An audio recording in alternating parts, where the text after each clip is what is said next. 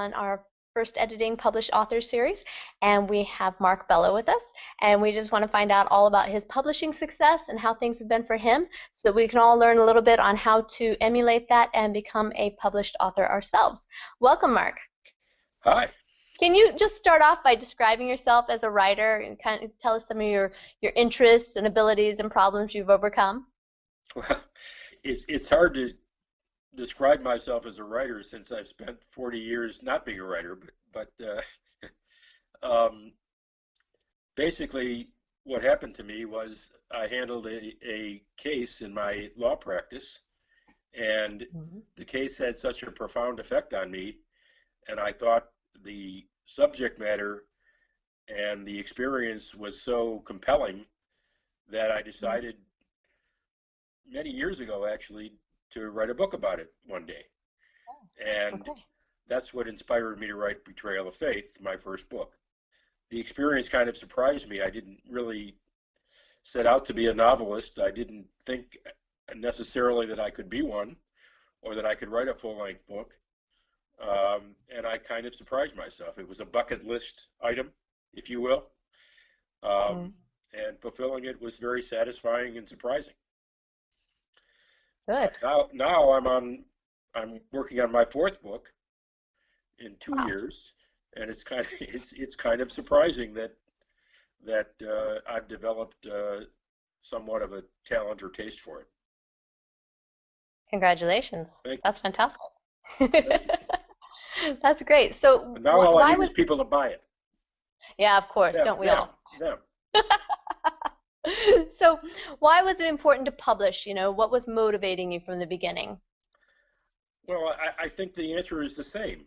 Um, I think the topic of betrayal of faith, clergy abuse, Mhm. um, is an important one.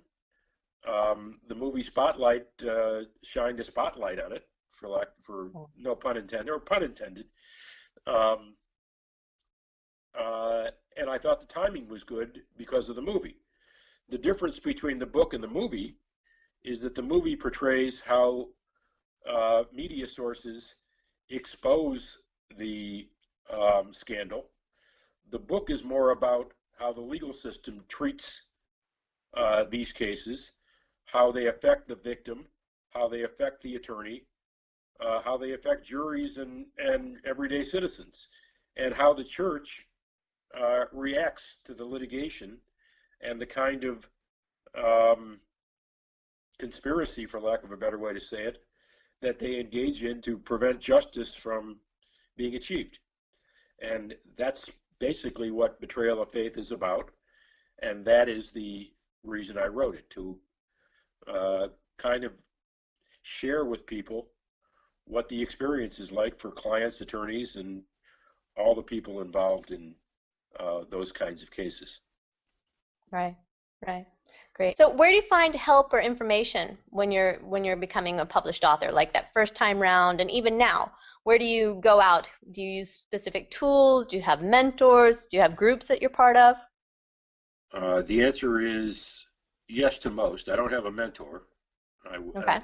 Um, the best tool for me has been the internet.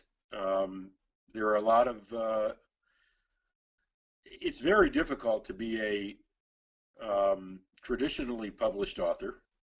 I submitted my manuscript to well over 100 agents, a couple Wow. of publishers that would look at material, and a new author. Just for whatever reason, it's very difficult to get your work traditionally published.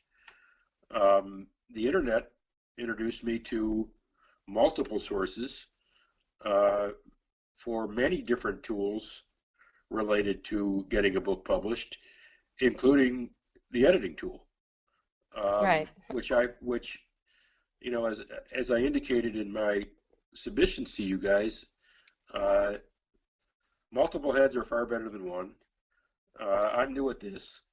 I think I've written good content. I think the book is eminently readable, both books. Yeah. But having someone else look at it, give you their feedback and commentary, and corrections, Right. because I'm not perfect, nobody is, was very important to producing a good book both times. The best resources, you know, I'm old enough to remember that you went to the library and found these things the hard way. Right. Getting this done these days, um, in my home office where I'm sitting right now, uh, Mm. it's pretty easy to find sources. The difficulty is to filter through the charlatans and find good sources and good resources to help you along the way. The hardest part of this process is marketing.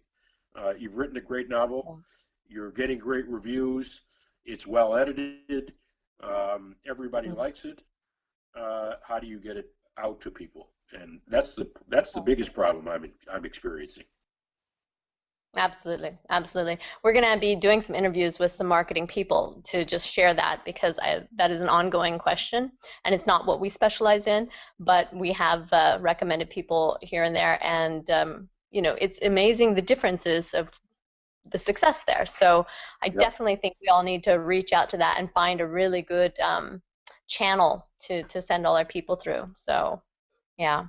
So you chose professional editing services. How did that fit into your original plan? that is that assumes I had an original plan. Or did you? No, most people don't have a plan. My, They just have my words. original plan was to write a book. Let me say it this way. Mm. I'm on book 4. Yeah.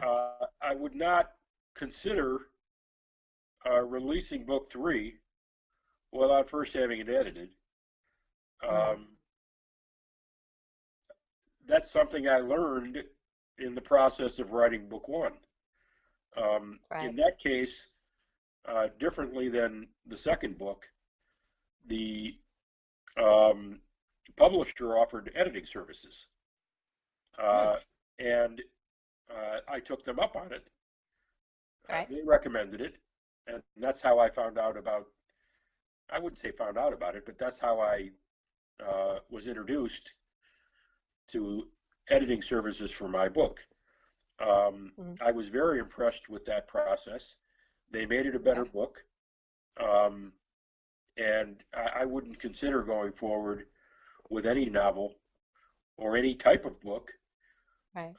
without having an editor uh, critique it, edit it, um, and I believe strongly in a higher level Yes. um, editing process.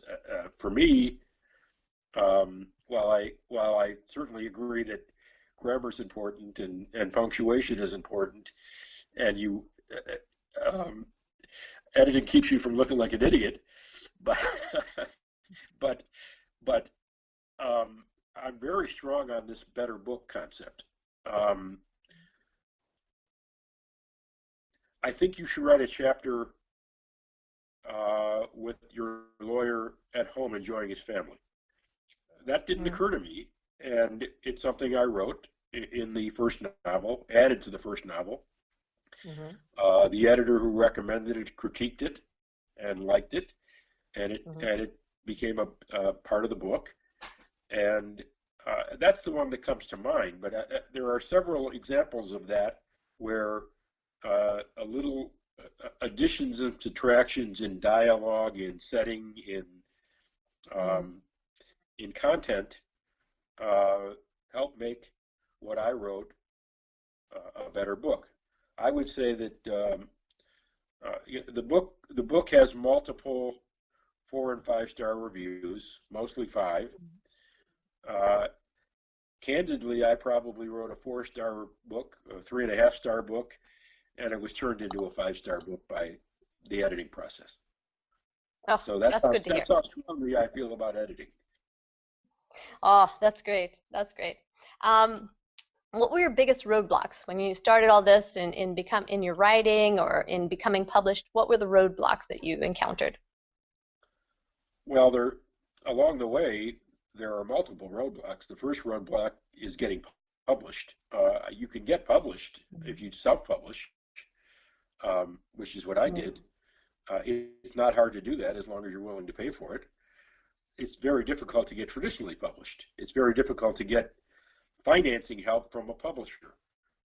If you're willing to spend your own money, and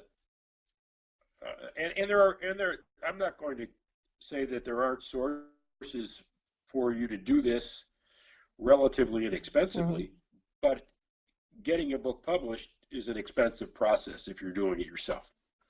So that's a roadblock. I didn't experience much of what others call writer's block. My ideas kind of ebbed and flowed pretty easily. I didn't have vast periods where I had to put the book down or couldn't think of something to write or had trouble writing. I didn't have that problem. But the biggest roadblock is publicity for me. Getting people to find and read and pay for a book, I have been finding to be very difficult, especially one that seems to be as well received as mine. People are people who buy it or who I give it to enjoy it. Like I said, I've gotten multiple reviews on both books that are no less than 4 stars. The content is very topical in both books. So whatever the secret sauce is in marketing and getting people to buy and read it has been my most difficult challenge. Right. Okay. Well, we'll keep searching that out because tell that everybody to buy my book. Okay. Right. We're doing that right now. Buy Mark's book. Books. Both. Perfect. What specific steps did you take to achieve your success? Specific steps. Well, it's not. I don't think it's surprising that you first have to write a good book.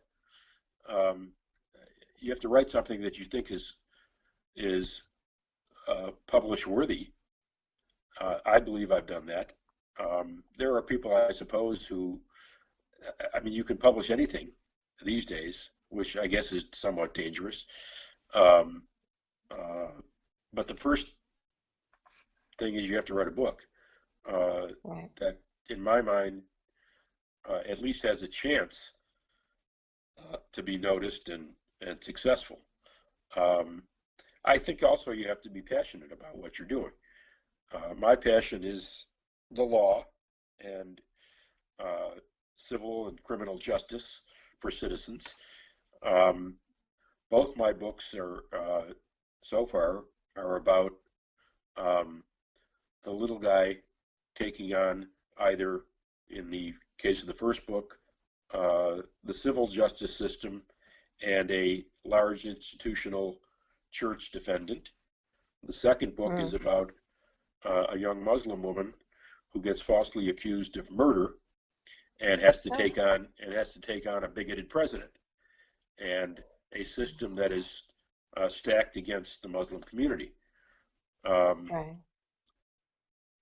So my books are about citizen justice against huge establishment type defendants who have the money and power and ability to easily thwart justice if there isn't a strong lawyer there to help them. And that's who my main character, Zachary Blake, is in my books.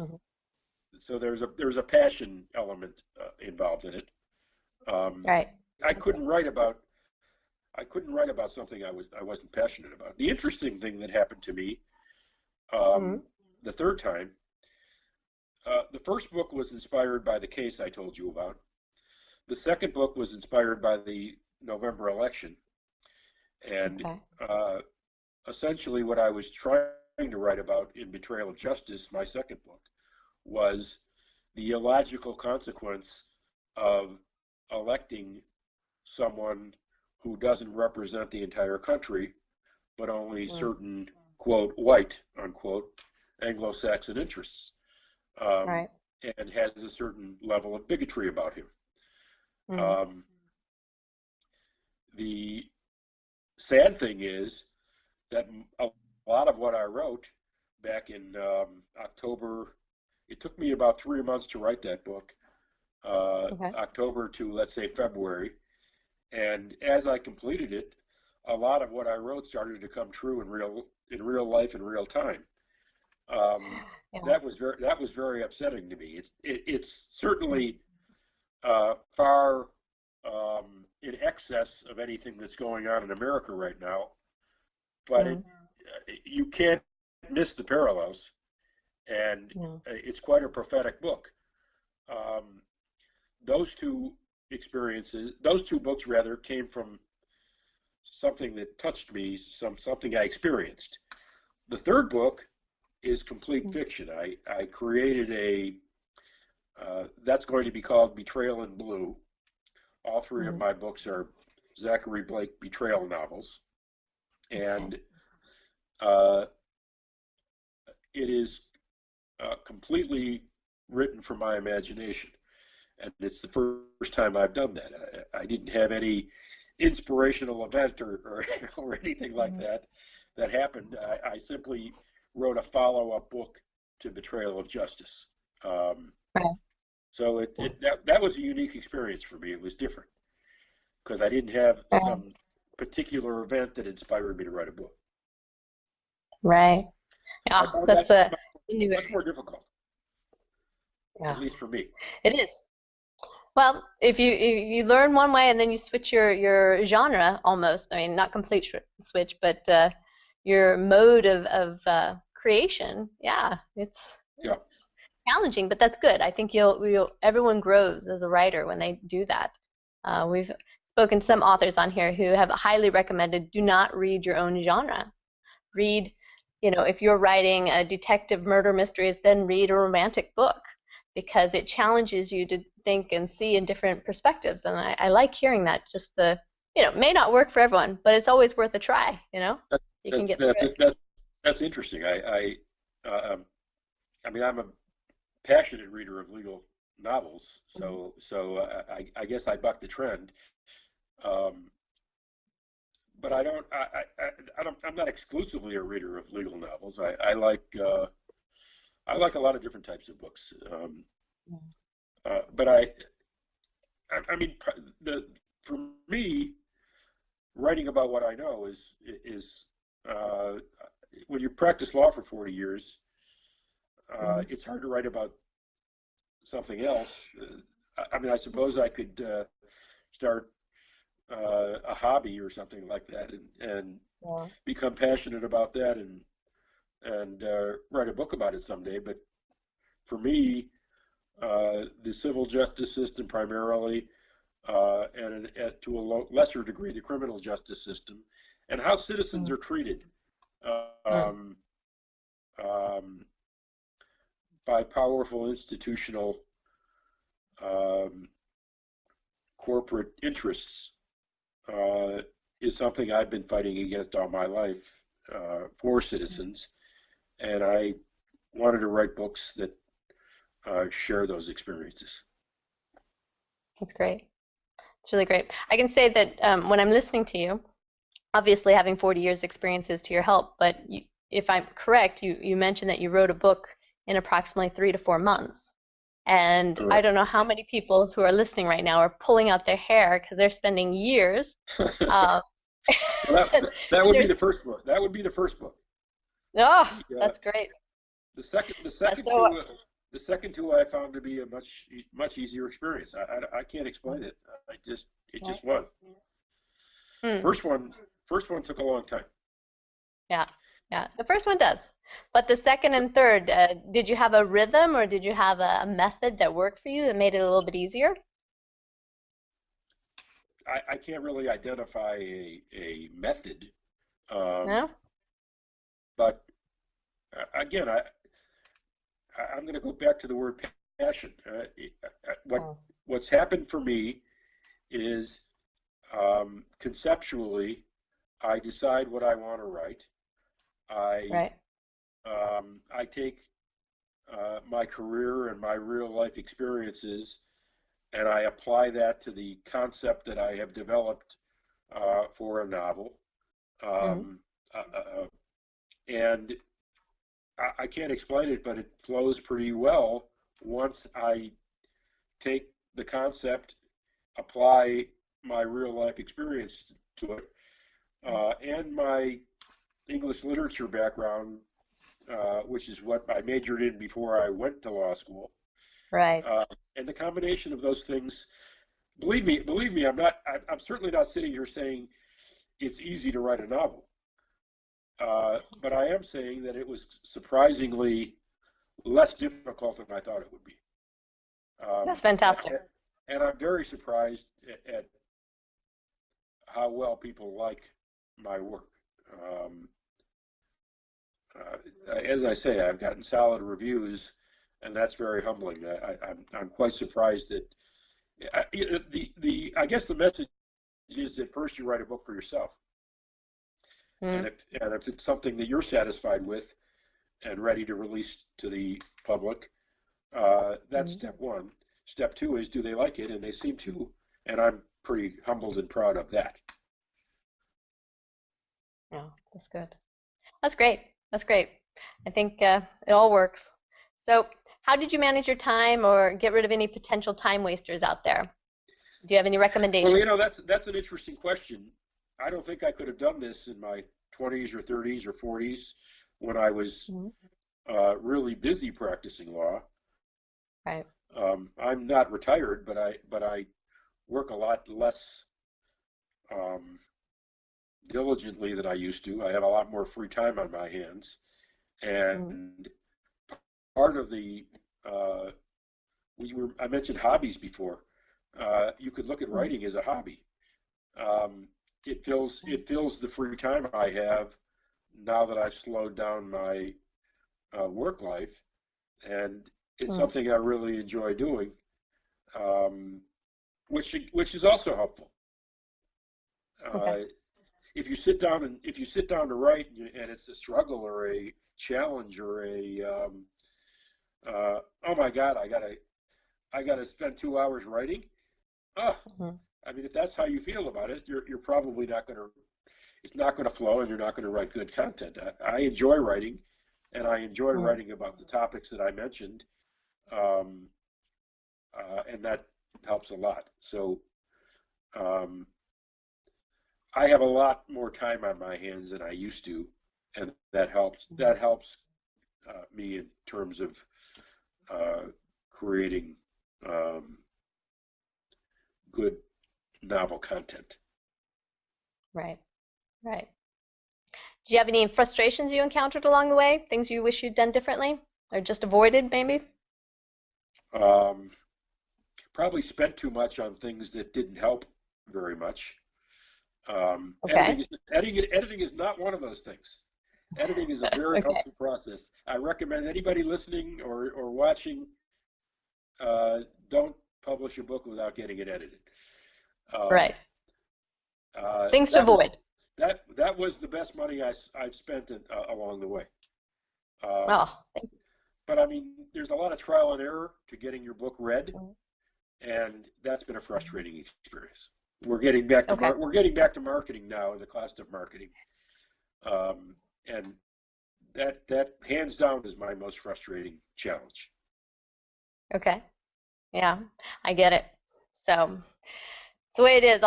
We'll connect you and see what we can find after this. How did you feel at the beginning and the end of your journey? I mean, you're not done, obviously. You're making more books, but can you kind of tell us some of your emotions that you went through in this process? I'm certainly not at the end of my life, but I'm not a young man, and I can't honestly say that I went into this, expecting tremendous success, where I expected to be the next big thing or something like that. Mm. It would be a pleasant surprise if that happened, but like I said earlier, I think the first step is to write a book for yourself. Are you satisfied with the quality of what you wrote? Are you self-satisfied? And I think I've written now 3 very entertaining, good content books. I can't say that I told you it was frustrating, and it is. Right. I mean, you like to put out your work and have people instantly get drawn to it and buy it and enjoy it. And for me, it's not about the money. It's more about I'd like people to find my stuff and read it. One of my frustrations in life, for instance, is that the public doesn't realize how I realize this is a video, but how screwed they are every day by large institutional interests out there. Great example is the insurance industry. If you watch an ad for insurance, the ad is usually, "We'll save you money on premiums. Right. Buy our product because we have the lowest price." Lowest price premiums are not always in the best interest of the public. The question is, how does that insurance company pay claims? How do they treat their policyholders? The worst companies, I'm not going to mention names, but the worst companies treat their own policyholders terribly. And one of the things that I find very frustrating as a civil justice lawyer is dealing with people who are supposed to have the best interest of the people that they insure in mind, and instead they nickel and dime them, they delay and deny them, they cheat them, and lawyers have to sue them in order to collect the compensation that a person deserves. I think that's an American tragedy, and it is. That's kind of what Betrayal of Faith is about. It takes place in the institutional setting of a large church organization, but the conspiracy that the church engages in to deny this family justice, while it's fictional, is an extremely realistic portrayal of how it feels to be a lawyer bucking up against that kind of institutional defendant who has all the money and all the power. And here's this little guy lawyer and his small family client fighting a Goliath defendant like that with his slingshot. Now, the great equalizer in that setting is the courtroom. We're all equal in the courtroom. It takes a lot of money to get there, but once you're there in that courtroom, everybody's equal. And a jury looks at both sides equally. However, I will say that very much like what we're hearing on the news now about the so-called Russian conspiracy and how they used Facebook to poison people's minds, the insurance companies have been doing that for years. You're in good hands with Allstate. Like a good neighbor, State Farm is there. Fast, fair, and friendly service. The Geico the little gecko for Geico. They're all your buddies until you have a claim against them. And a jury walks into the courtroom preconditioned that insurance companies do good things for people. And that's a hard burden to overcome in court. They don't realize how despicable some of these companies can be. And that's kind of the story of Betrayal of Faith. It's not an insurance book. It's a book about a large church organization, but the parallels are the same. Right. It's tough. It's very tough. Good to have people out there like yourself. Give us your final words of advice for other authors. That's my passion, and that's what I write about. Yeah, and we see that. We feel it. It's good. If I'm going to be in the courtroom, I want somebody who cares, who really cares, and has the knowledge and the experience to walk me through that. So the same extent here. You have some knowledge and experience now as a writer. What are your final words of advice for those listening? Um, Follow your dreams, follow your passions. The This experience, this is almost like a second coming for me. I mean, I'm really enjoying sitting down in front of a computer, um, Mm. and putting words on paper, and watching a story come to life. I I've surprised myself. I, that I could write one novel surprised me. Um, I didn't plan on writing a second one, by the way. Yeah. Then the election happened, and that experience, and it had a profound effect on me. Um, Mm. that's a good example of what I'm talking about, by the way, is this conditioning of the American mind uh, to accept almost anything as quote good unquote. If Yeah. you're good if they're bad, and I'd like to live in a society where we're all good. Yeah. Um, and uh, Betrayal of Justice is kind of the story of can't we all get along? Mm. Um, that's an important concept to me. Um, Being a good neighbor, being a good friend, tolerating Mm. others' points of view. Betrayal of Justice is a book about that. Uh, Mm. and the election inspired me to write that. When I finished the book, um, I immediately thought, well, I can see a second book out of this, Mm. because there were things about Betrayal of Justice that were left unfinished, for lack of a better way to say it. I mean, the book certainly has a finite ending, but um, there were some questions that I thought a follow-up book could answer, Mm. um, and that's what the book that is yet to be published and yet to be edited, by the way, um, uh, is about. It's a Okay. follow-up book to Betrayal of Justice.